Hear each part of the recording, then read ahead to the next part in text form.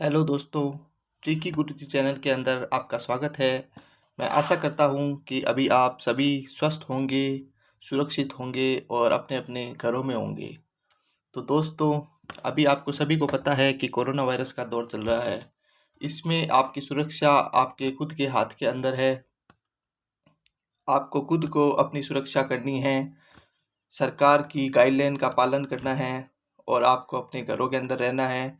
जब तक ये कोरोना जैसी महामारी दूर नहीं हो जाती, तब तक आपको सरकार का साथ देना है और घर पर रहना है। तो दोस्तों, आज हम आपके सामने कोरोना वायरस को लेकर के एक वीडियो लेके आए हैं। इस वीडियो के अंतर्गत हम आपको कोरोना वायरस से रिलेटेड सभी प्रकार की घटनाएं बताएंगे। ये कहाँ से आया है, क्या हुआ है, किससे इससे मौतें कैसे होती है और इसके और बहुत भी कारण है, वो सारे हम आपको बताएंगे। तो दोस्तों, आप हमारे वीडियो को लास्ट तक देखिएगा। अच्छा लगे तो शेयर कीजिएगा, सब्सक्राइब कीजिएगा और लाइक कीजिएगा।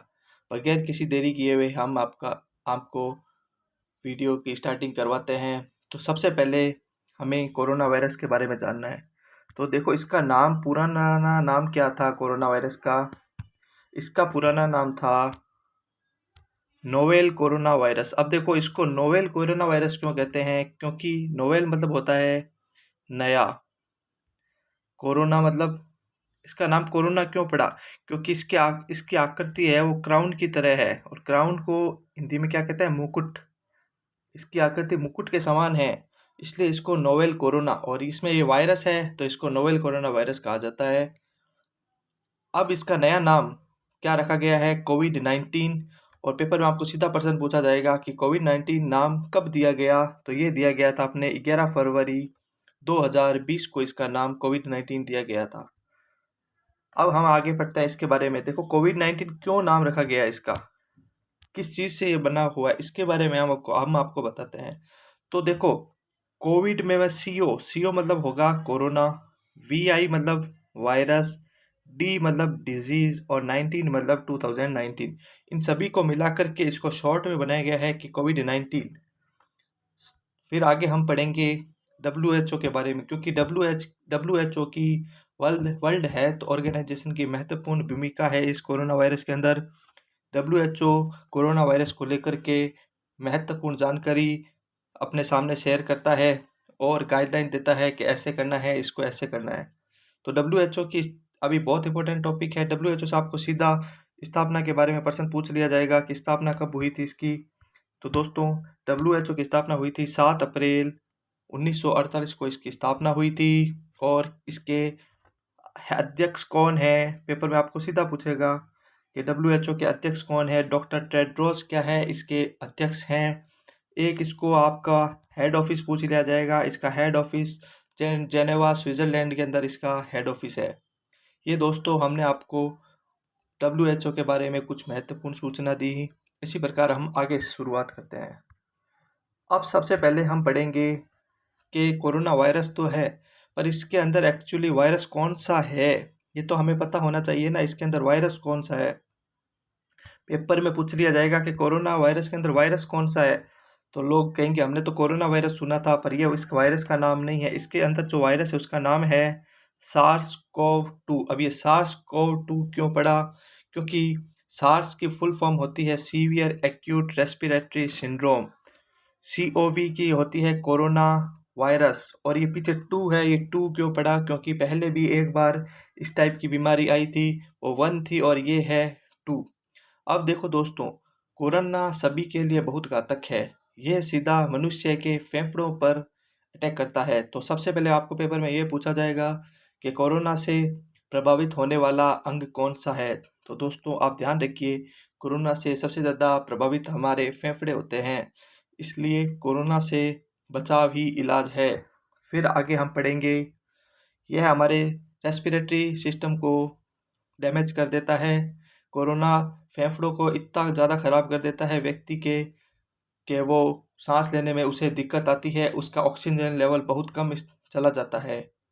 फिर हम आगे बढ़ेंगे, इसकी शुरुआत कैसे हुई थी, कहाँ से हुई थी, इसके बारे में कुछ जानते हैं। देखो दोस्तों, इसकी शुरुआत वुहान वुहान एक सिटी है, ये कहाँ है? चीन के अंदर। यहाँ से इसकी शुरुआत हुई थी। और ये फैला कैसे था? ये सांप, चमगादड़ और ये पेंगोलिन से फैला था। पेपर में सीधा आपको पूछा जाएगा कि कोरोना वायरस फैलने का कारण क्या था? सांप था, चमगादड़ था और पेंगोलिन था। शुरुआत कहाँ से हुई थी? वुहान, चीन से इसकी शुरुआत हुई थी। अब देखो दोस्तों, अब इसमें आपको पूछेंगे कि इसके केस के बारे में थोड़ा बहुत आपको पूछ सकते हैं पेपर के अंदर। तो हमें इसके बारे में सबसे पहले जानना है कि सबसे पहले इंडिया के अंदर कोरोना का पहला केस कहाँ पे आया। पहला केस केरल के अंदर आया। दूसरा केस, सॉरी, पहली मौत कहाँ हुई थी? कर्नाटका के अंदर हुई थी। पहला लॉकडाउन लगाने वाला कौन सा राज्य था? और पहला लॉकडाउन लगाने वाला राज्य राजस्थान था। और 25 मार्च 2020 से 14 अप्रैल 2020 तक राजस्थान ने पहला लॉकडाउन लगाया था। और एक प्रश्न, अति महत्वपूर्ण प्रश्न है, आपको सीधा पेपर में पूछा जाएगा कि पहली महामारी घोषित करने वाला राज्य कौन सा था? तो सबसे पहले हरियाणा ने इसे महामारी घोषित किया था। फिर हम पढ़ते हैं आगे। इंडियाज कोरोना इमरजेंसी, भारत के अंदर कोरोना को लेकर के इमरजेंसी लग चुकी है। अब देखो, कोरोना से कुछ इंपॉर्टेंट डेट्स है, उसको भी आपको याद करना है, पेपर में सीधी पूछी जाएगी कि महामारी कब घोषित किया गया इसको। तो 11 मार्च 2020 को इसको महामारी घोषित किया गया। और किसके द्वारा किया गया? WHO के द्वारा इसको महामारी घोषित किया गया। फिर ये लॉकडाउन हटा, वो भी कई टुकड़ों में हटा। तो पेपर में सीधा पूछ लिया जाएगा कि अनलॉक 2.0 क्या है? ये क्या है? लॉकडाउन हटाया गया है और इसकी डेट पूछी जाएगी, सबसे ज़्यादा इंपॉर्टेंट है, वो है 1 जुलाई को अनलॉक 2.0 हुआ था। फिर हम आगे बढ़ेंगे दोस्तों। कोरोना वायरस, कोरोना वायरस का इलाज मास्क है। आप मास्क पहनिए, मास्क बहुत ज़रूरी है। मास्क इसको फैलने से बहुत ज़्यादा रोकता है, इसलिए दोस्तों मास्क का विशेष ध्यान रखिए। मास्क को टाइम टू टाइम चेंज करते रहिए। फिर हम पढ़ेंगे इसके जोन के बारे में। कोरोना के समय 3 प्रकार के जोन बना दिए गए थे। एक था रेड जोन, एक था ऑरेंज जोन और एक था ग्रीन जोन। जो सबसे खतरनाक होता है वो रेड जोन के अंदर आता है, उससे कम होता है वो ऑरेंज के अंदर, और थोड़ा उससे भी कम होता है वो आता है ग्रीन जोन के अंदर।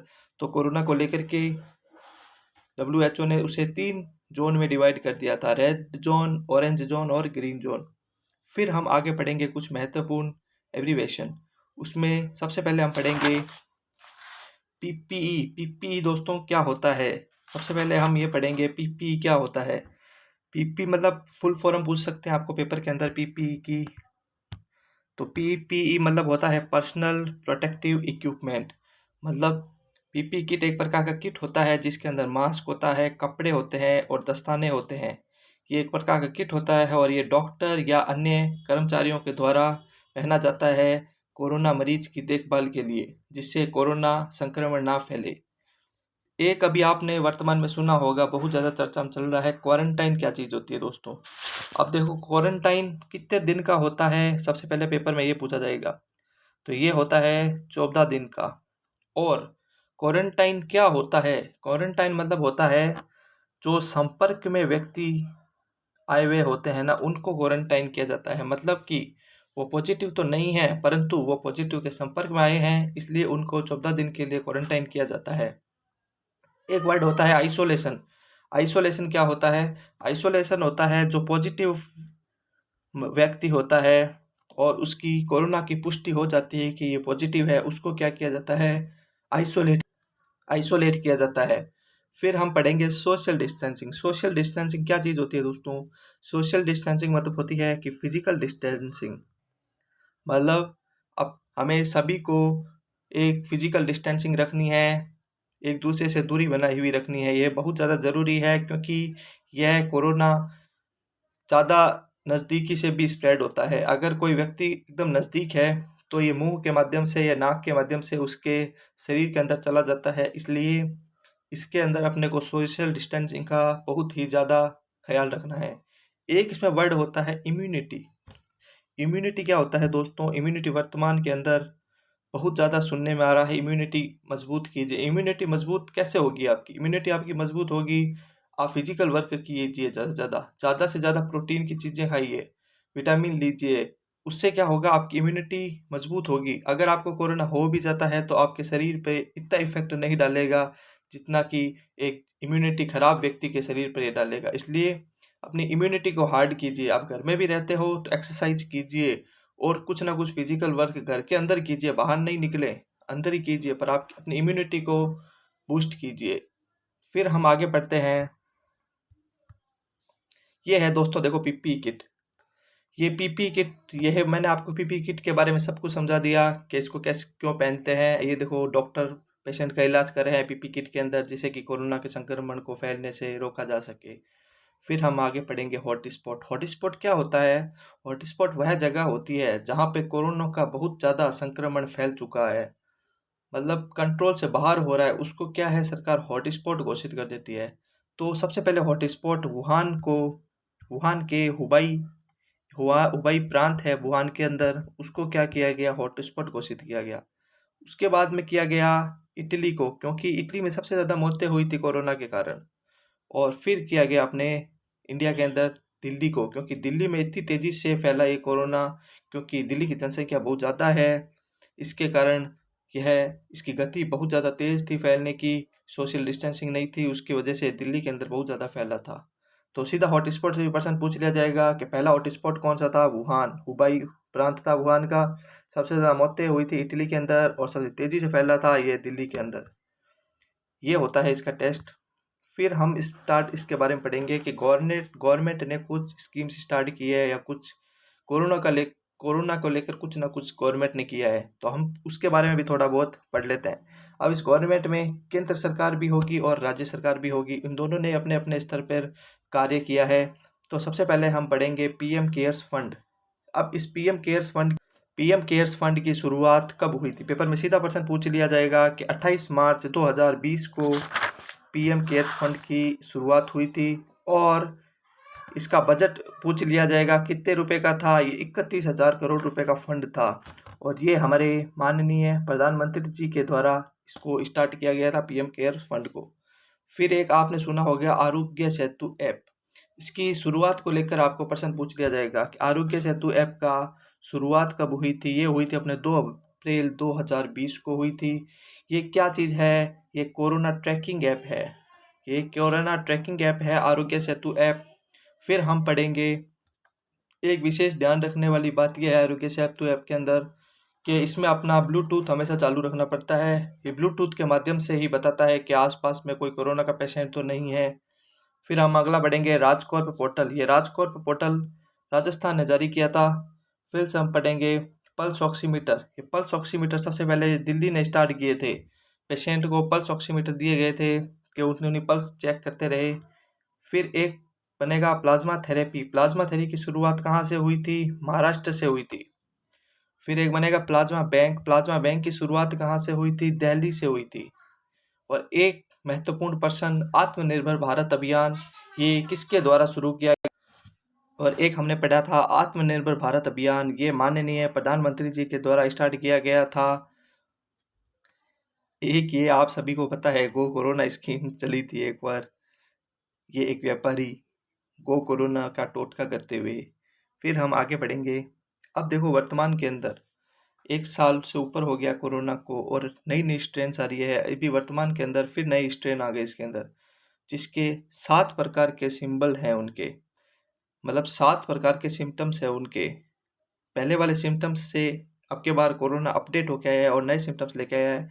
इसमें होता है एचेस एंड पेन होता है छाती के अंदर, कंजक्टिविटीज होती है, आंखों के अंदर आंखें सूज जाती है, लाल हो जाती है, स्किन के अंदर दिक्कत होती है, हेडेक होता है, डिस्क्लोशन ऑफ फिगर्स और टॉयज, अंगुलियों में सूजन आ जाती है, डायरिया हो जाता है, शॉर्ट थ्रोट हो जाता है। ये प्रकार के कुछ लक्षण हैं जो वर्तमान में कोरोना में ऐड हुए हैं। जो पहले वाले लक्षण थे वो तो है ही, उसके अलावा ये लक्षण भी ऐड हो चुके हैं। इसलिए कोरोना का दोस्तों विशेष ध्यान रखिए, घर में रहिए, सुरक्षित रहिए। अब देखो, इसके लक्षण के बारे में पढ़ते हैं थोड़ा बहुत हम।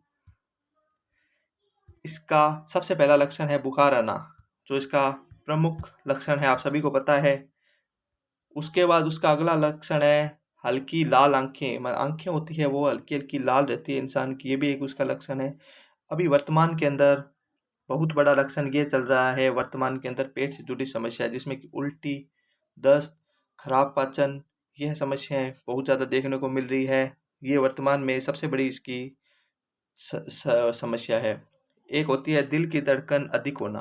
कोरोना के अंदर सामान्य व्यक्ति की 72 हार्ट रेट होती है, उससे बहुत ज़्यादा ही इसकी हार्ट रेट चली जाती है, जिससे भी उसकी ऑक्सीजन का लेवल कम होने लगता है और उसको सांस लेने में दिक्कत आने लगती है। एक इसमें होता है स्वाद व गंध का न आना, एक होता है बेचैनी, एक होता है अंगुलियों में सूजन, अंगुलियां हैं वो सूजी हुई रहती है व्यक्ति की, एक होता है जोड़ों में दर्द रहता है।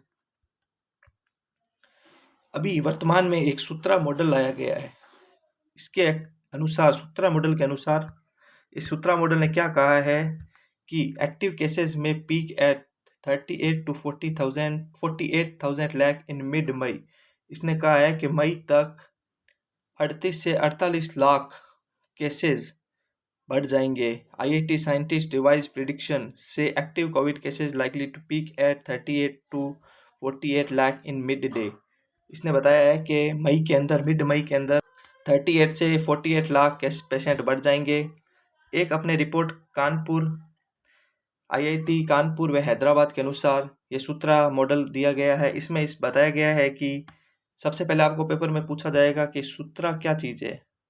सूत्रा की फुल फॉर्म पूछ ली जाएगी। इसकी फुल फॉर्म होती है कि susceptible undetected tested and removed approach. ये इसकी फुल फॉर्म है। पिछले हफ्ते की शोध के बाद एक्टिव केस 11 से 15 मई के बीच 38 से 48 लाख होंगे, जो कि मई के अंत तक तेजी से नीचे आ जाएंगे। जब मई का एंडिंग होगी तो इसका पीक है वो वापस से कम होने लगेगा। ये सूत्रा मॉडल के अंदर दिया गया है। इसमें इस मॉडल के अनुसार एसिम्टोमेटिक और इन्फेक्टेड दोनों की गणना में जोड़ा गया है। इसमें दोनों जोड़े गए हैं, एसिम्टोमेटिक भी जोड़ा गया है और इन्फेक्टेड को भी जोड़ा गया है। अब देखो एसिम्टोमेटिक क्या होता है, जिसमें लक्षण नहीं दिखते वो होता है एसिम्टोमेटिक।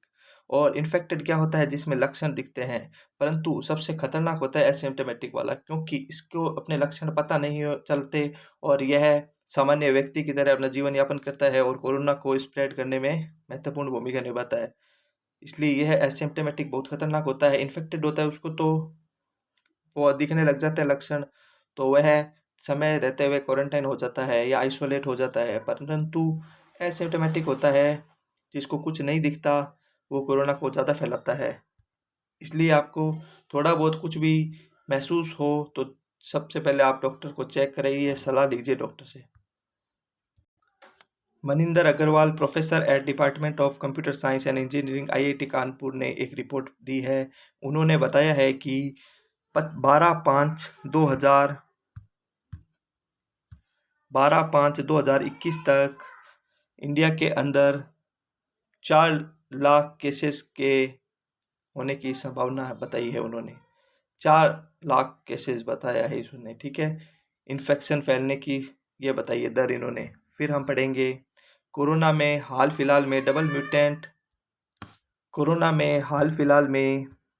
म्यूटेंट B1617 वेरिएंट जो सार्स कोविड 2 को 2 म्यूटेंट है। अभी आपको पूछेंगे कि म्यूटेंट कहाँ से आए थे। पहला म्यूटेंट है E484Q जो कि ब्रिटिश और साउथ अफ्रीका से आया था ये म्यूटेंट। दूसरा L45, ये कहाँ से आया था, कैलिफोर्निया से आया था। सीधे पूछे जाएंगे आपको कि पहले वाला म्यूटेंट कहाँ से आया था और दूसरा वाला म्यूटेंट कहाँ से आया था। फिर हमको वैक्सीन के बारे में कुछ जानना है। अब वैक्सीन आपको पता है, वैक्सीन इंडिया के अंदर स्टार्ट हो चुकी है। 45 वर्ष से ऊपर वालों को वैक्सीन लग चुकी है।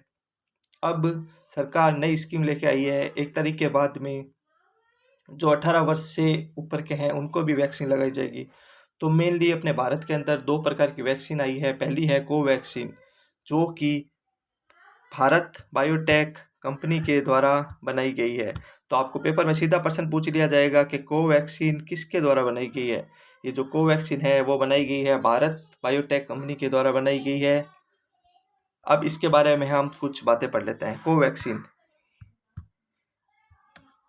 जो दूसरी वैक्सीन है उसका नाम है कोविशील्ड और इसमें वैक्सीनेटेड फर्स्ट फेज के अंदर 10.3 करोड़ हो चुके हैं और पॉजिटिव 17,145 और सेकेंड फेज 1.57 करोड़ हो चुके हैं और उसमें से 5,014।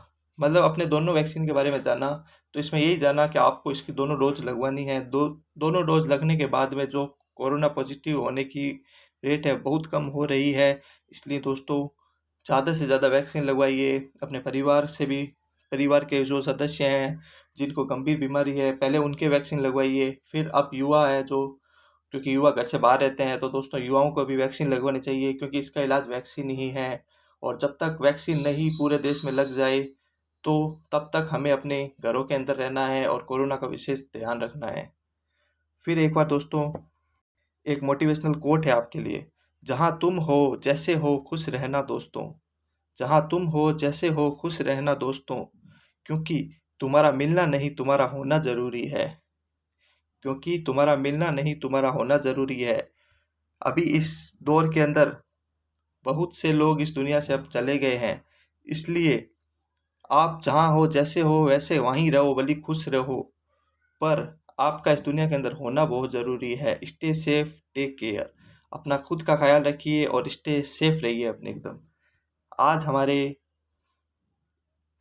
आज तक के न्यूज़ एंकर रोहित सरदाना का आज निधन हो गया है। रोहित आज तक न्यूज़ चैनल प्रसारित होने वाले शो दंगल की एंकरिंग करते थे।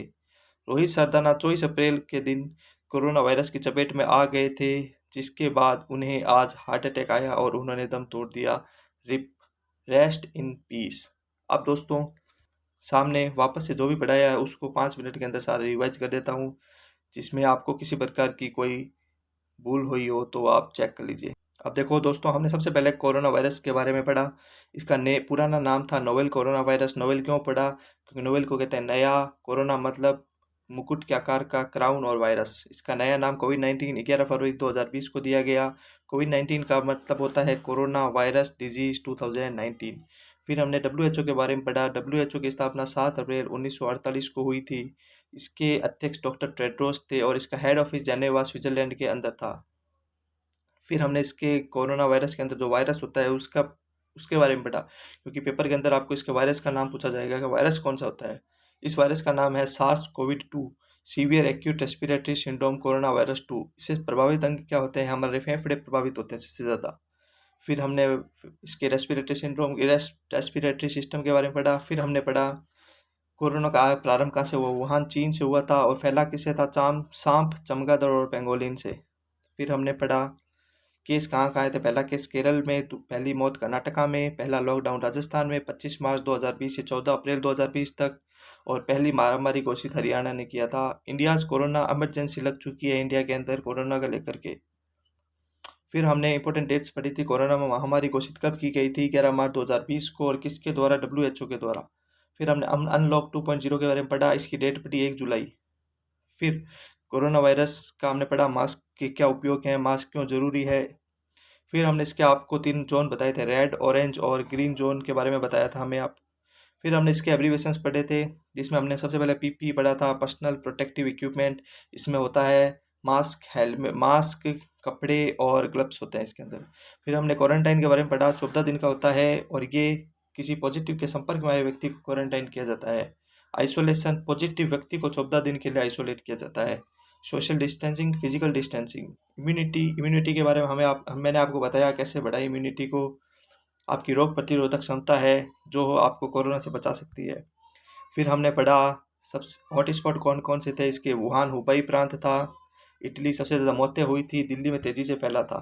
फिर हमने पढ़ा गवर्नमेंट ने क्या क्या स्कीम स्टार्ट की है। सबसे पहले हमने पढ़ा पीएम केयर्स फंड। इसकी डेट पूछेंगे 28 मार्च 2020, और इसमें कितने करोड़ का फंड था? 3100 करोड़ रुपए का फंड था।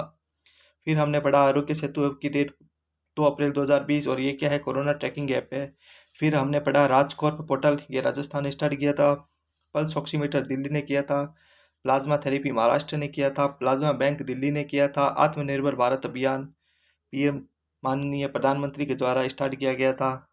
फिर हमने पढ़ा जिसके जो न्यू स्ट्रेन आए हैं उसके 7 प्रकार के नए लक्षण पाए गए हैं। पहला है कंजक्टिविटीज, दूसरा है रैश ऑन द स्किन, तीसरा पढ़ा था हेडेक, चौथा पढ़ा था डिस्कोलोरेशन ऑफ फिंगर्स ऑफ टॉयज, पाँच छठा पढ़ा था डायरिया, सातवां पढ़ा था सोर थ्रोट, और सातवां पढ़ा था एचएज एंड पेन्स।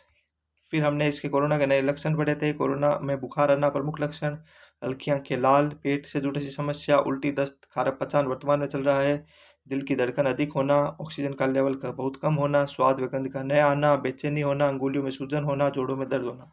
ये हमने कोरोना के लक्षण पढ़ लिए। फिर हमने सूत्रा मॉडल के बारे में जाना। सूत्रा मॉडल में बताया गया है कि एक्टिव केसेस मई पीक में 38 से 48 लाख तक हो जाएंगे, एक्सपर्ट्स ने बताया है।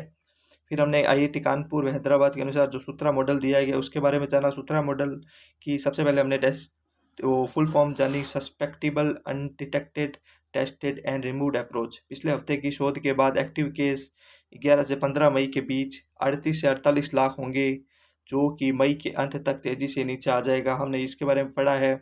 इस मॉडल के अनुसार एसिम्टोमेटिक और इन्फेक्टेड दोनों को इस गणना में जोड़ा गया है। इसमें दोनों प्रकार के पेशेंट को शामिल किया गया है। इस रिपोर्ट में एसिम्टोमेटिक वो होते हैं जिनमें लक्षण नहीं होते परंतु वो पॉजिटिव होते हैं। इन्फेक्टेड वो होते हैं, पॉजिटिव तो होते ही हैं और उनमें लक्षण होते हैं, इसलिए एसिम्टोमेटिक ज़्यादा खतरनाक होते हैं। फिर हमने मनिंदर अग्रवाल, प्रोफेसर है department of computer science and engineer, IIT Kanpur की रिपोर्ट पढ़ी। उन्होंने कहा कि 12 मई 2021 तक पूरे देश में 4 लाख केसेस होने की संभावना है। फिर हमने पढ़ा कोरोना में हाल फिलहाल में डबल म्यूटेंट B1617 वेरिएंट जो कि सार्स कोविड 2 का है, उसके 2 म्यूटेंट और हैं, E4884Q जो ब्रिटिश और साउथ अफ्रीका से आया था और दूसरा है L45-2R कैलिफोर्निया से आया था। फिर हमने इसकी वैक्सीनेशन के बारे में पढ़ा। कोवैक्सीन जो कि भारत बायोटेक कंपनी के द्वारा बनाई गई थी, इसके बारे में हमने पढ़ा। फिर हमने पढ़ा कोवैक्सीन में यह पढ़ा कि यह वैक्सीन मृत वायरस से बनाई गई है जो कि इम्यून सिस्टम की एंटीबॉडी बनाने के लिए प्रेरित करती है, जो लड़ती है कोरोना वायरस से। ये कोवैक्सीन हमारे शरीर के अंदर एंटीबॉडी बना देती है, जिससे अगर हमारे शरीर के अंदर वायरस प्रवेश भी कर जाता है तो वह हमारे को हानि नहीं पहुंचा सकता। भारत में इस वैक्सीन से फर्स्ट डोज में 93.56 लाख लोगों को लग चुके हैं, जिसमें से 0.04% मतलब कि 4,208 लोग पॉजिटिव हुए हैं। सेकेंड डोज 17.37 लाख लोगों को लग चुके हैं, जिसमें से 695 लोग पॉजिटिव हैं। ये अपने डॉक्टर भार्गव की संभावित रिपोर्ट थी, उसके अनुसार है। फिर अगला हमने पढ़ा था कोविशील्ड के बारे में। कोविशील्ड में फर्स्ट फेज के अंदर वैक्सीनेटेड हुए थे 10.3 करोड़ और दूसरे 10.3 करोड़, जिसमें से कि पॉजिटिव हुए थे 17,145। सेकेंड फेज के अंदर हुए थे 1.57 करोड़ और उसके अंदर पॉजिटिव हुए थे 5,014। ये हमने कुछ पढ़ा था कोरोना के बारे में। तो दोस्तों, आप ज़्यादा से ज़्यादा वैक्सीनेशन कर लगवाइए, वैक्सीन ही इसका इलाज है। और जब तक वैक्सीन पूरे देश में नहीं लग जाए और ये कंट्रोल में नहीं हो जाए, तब तक दोस्तों आपसे रिक्वेस्ट है, आप घरों में रहिए, अपना ख्याल रखिए, अपने परिवार का ख्याल रखिए, क्योंकि ये कोरोना बहुत ज़्यादा खतरनाक है। इससे कई परिवार ख़राब हो चुके हैं। इसलिए दोस्तों, आपसे बहुत ज़्यादा रिक्वेस्ट है कि आप लोग सभी घरों में रहिए और वैक्सीन ज़्यादा से ज़्यादा करवाइए। इसका वैक्सीन ही इलाज है। वैक्सीन जितनी ज़्यादा होगी उतनी जल्दी ये कंट्रोल में आएगा और हम हमारे पहले की तरह ज़िंदगी को वापस जीना सीखेंगे। अभी हमने सब कुछ छोड़ दिया इस कोरोना के पीछे, इसलिए दोस्तों, सब कुछ छोड़ ही दिया है तो एक बार आप घरों में रहिए और हमारी सरकार का ज़्यादा से ज़्यादा सहयोग प्रदान कीजिए, जिससे कि उनको कार्य करने में कोई दिक्कत नहीं हो और ये जो महामारी का रूप ले चुका है विकराल कोरोना, इसको कंट्रोल में किया जा सके और प्रत्येक नागरिक के जीवन में पहले की तरह वह खुशियाँ आ सके, क्योंकि कोरोना ने सारी खुशियाँ उजाड़ दी है। सभी लोग घरों के अंदर पैक हैं, ना कोई घूम सकता है ना कुछ कर सकता है। इसलिए अब इतने दिन अंदर रह गए तो थोड़ा टाइम आप और रहिए, लॉकडाउन का पालन कीजिए, घरों में रहिए, वैक्सीन ज़्यादा से ज़्यादा लगवाइए, वैक्सीन के लिए प्रेरित कीजिए, लोगों को प्रेरित कीजिए कि वैक्सीन लगवाओ। वैक्सीन कोई हानिकारक नहीं है, यह आपको कोरोना से होने वाले दुष्परिणाम से बचाएगी। तो दोस्तों, मैंने आज आपके सामने एक छोटी सी कोरोना पे रिपोर्ट तैयार की है, एक वीडियो बनाया है। अगर आपको सही में ये वीडियो अच्छा लगा है तो इस वीडियो को आप लाइक कीजिएगा और मेरे चैनल को सब्सक्राइब कीजिए और अच्छा लगा है तो अपने फ्रेंड्स को इसको शेयर भी कीजिए। महिलाएं, बच्चों, सैनिकों और बूढ़ों का सम्मान कीजिए। जय हिंद, जय भारत, धन्यवाद।